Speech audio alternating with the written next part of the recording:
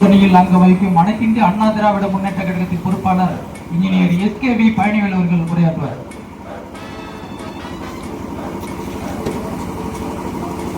இங்கே வருகிறக்கூடிய தேசிய ஜனநாயக கூட்டணியின் நண்பர்களுக்கு இனிய மாலை வணக்கத்தை தெரிவித்துக் கொள்கிறேன்.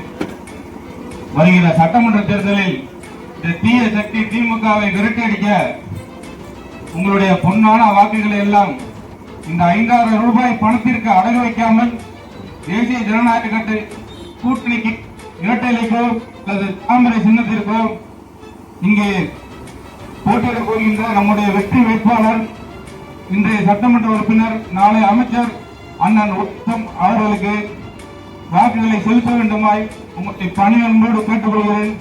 இந்த தீய சக்தி திமுக விரட்டி அடிக்கப்படுவதற்கு இரண்டு முக்கிய காரணங்கள். திமுக இந்த அடிக்கடி பிரச்சனைனா பிஜேபி உள்ள வந்துருவாங்க. பிஜேபி உள்ளே வருவதற்கான அனைத்து தகுதிகளும் உள்ளது. கிட்டத்தட்ட 3 முறை தேர்தலில் பாராளுமன்ற தேர்தலில் வெற்றி பெற்று நம்முடைய நரேந்திர மோடி அவர்கள் பாரத பிரதமராக பொறுப்பேற்றிருக்கிறார். இந்த 12 ஆண்டுகள் ஆட்சி காலத்தில் ஒரே ஒரு ஊழல் குற்றச்சாட்டு கூட சொல்ல முடியாத அளவிற்கு நாட்டை வளர்ச்சி பாதையில் கொண்டு சென்றிருக்கிறார். அவரோடு கூட்டணி வைத்து அனைத்து இந்திய அண்ணா திராவிட முன்னேற்ற கழகம் நாட்டை நல்வழிப்படுத்துவதற்காக தேசிய ஜனநாயக கூட்டணியில் இணைந்துள்ளது. ஆனால் இவங்க காங்கிரஸோட கூட்டணி வச்சுக்கிட்டு பிஜேபி உள்ள வந்துடும் பிஜேபி உள்ள வருவதற்கு தமிழகத்திற்கு அனைத்து தார்மீக உரிமையும் தகுதியும் உண்டு. ஆனால் இந்த காங்கிரஸ் பேரியக்கம் தமிழனுக்கு என்ன செய்தது என்பதை நீங்கள் மறந்துவிடக் கூடாது. கடந்த 2009ஆம் ஆண்டு இலங்கை தமிழர் பிரச்சனை ஈழத்திலே அங்கே நம்முடைய சகோதரர்கள் அண்ணன் தம்பிகள் எல்லாம் கொத்துப்பட்டாக கொல்லப்பட்ட போது இங்கே பதவிக்காகவும் அமைச்சருக்காகவும் டெல்லியிலே குடும்பத்தோடு கூடி இந்த மக்களை பழிவாங்கிய காவல் வாங்கிய இந்த திமுகவையும் காங்கிரஸையும் மீண்டும் மீண்டும் நீங்கள் வாக்களித்து அரியணையில் ஏற்றினால் நம்மை விட ஒரு முட்டாள் வேறு எவரும் இருக்க முடியாது.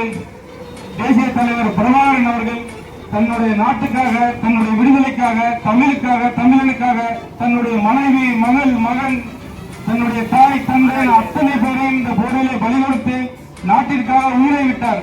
ஆனால் இங்க தன்னுடைய மகனுக்காகவும் மைத்துனர் மகனுக்காகவும் அமைச்சர் பதவி வாங்குறதுக்காக அங்க ரத்தத்தும் சதையும் சதறி கடந்து மக்கள் கொத்து கொத்தா செத்து இருக்கும் போது நீங்க மாநாட மயிலாடன்னு கலாமாசி வச்சு நாட்டம் போட்டுட்டு இருந்த கூட்டம், இந்த கூட்டத்தை நீங்க என்னைக்கு மறந்துடக்கூடாது. இந்த 5000 ரூபாய் பணம் கூட தப்பு செய்யாம நல்ல திட்டங்களை மக்களுக்கு கொண்டு வந்து நேர்மையான முறையில வாக்கு கேட்கறதுக்கு அவங்கள்ட்ட எந்த திராணியும் கிடையாது. நல்லது பண்ணியிருந்தா தானே மக்கள்கிட்ட போய் நிக்கிறதுக்கு.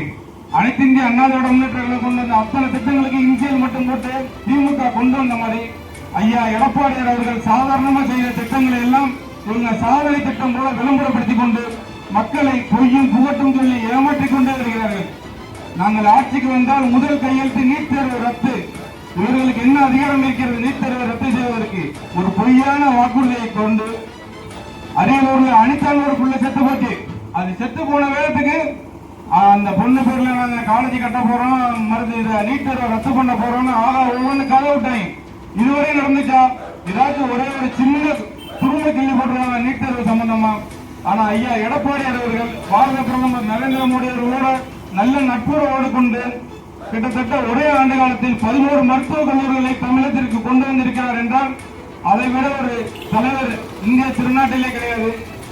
வருங்காலத்தில் வருகிற சட்டமன்ற தேர்தலில் ஒரு சாமானியன் சிலுவம்பாளையம் என்னும் சிறிய கிராமத்தில் கிளை செயலாளராக இருந்து இன்று அனைத்து இந்திய அண்ணா திராவிட முன்னேற்ற கழகத்தின் பொதுச் செயலாளராக இருந்து தமிழகத்தின் முதலமைச்சராக இருந்து இன்றைக்கு எதிர்கட்சிகள் தலைவராக இருக்கிறார் என்றால் ஒரு சாதாரணப்பட்டவனும் அரியணையில் ஏறலாம் என்றால் அது அனைத்து இந்திய அண்ணா திராவிட முன்னேற்றம் மட்டும்தான் சாத்தியம் என்பதை இந்த நேரத்திலே தெரிவித்துக் கொள்கிறேன்.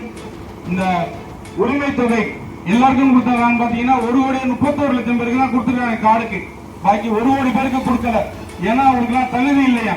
ஆனா இவங்க ஆட்சிக்கு வரணுங்கிறதுக்காண்டி அனைத்து ரேஷன் கார்டு அட்டைக்கும் 1000 ரூபாய்னாங்க. ஆனா 1000 ரூபாய் எல்லாருக்கும் கொடுத்தாங்களா? கொடுக்கல. அதே மாதிரி இந்த 3 மாசத்துக்கு சேர்த்த உள்ள காசு தான் 3000. உங்களுக்கு எக்ஸ்ட்ரா எல்லாம் ஒண்ணு கொடுத்துடல. இந்த மாசம் கொடுத்த 3000 வந்து அடுத்த 3 மாசத்துக்கு உங்களுக்கு எந்த பணமும் வராது. அது இல்லாம கோடைக்கால சிறப்பு நிதியா 2000. அந்த கோடைக்காலம் வந்து 1,31,00,000 மட்டும்தான் ஒரு பாக்கி 1 கோடி பேருக்கு வராதா? பொய்யும் புகட்டும் மட்டுமே திமுகவுடைய கொள்கை, திருட்டு மட்டுமே அவர்களுடைய லட்சியம், கான்ட்ராக்டும் கமிஷன் மட்டுமே அவர்களுடைய மூலதனம். அந்த தீய சக்தி திமுகவை வீட்டுக்கு விரட்டியிருக்கு.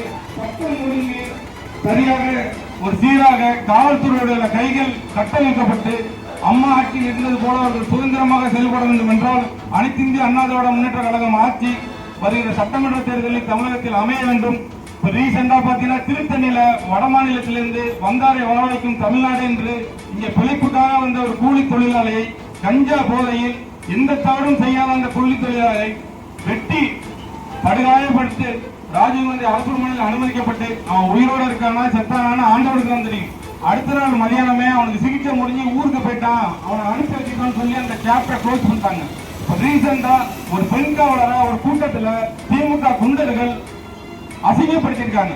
ஒரு காவலர்களுக்கு கூட ஒரு பாதுகாப்பு இல்லாத ஆட்சி தான் இந்த ஆட்சி. இப்ப ரீசெண்டா சேலம் பக்கத்துல ஒரு விவசாயி கரும்பு தோட்டத்துக்கு போயிட்டு தான் வீட்டுக்கு போயிட்டு இருந்தவர் மேல கஞ்சா போதையில போல சில கார்ல போன நாய்ங்க அவர் மேல பெட்ரோலை ஊத்தி விட்டு கொளுத்தி விட்டுருக்காங்க.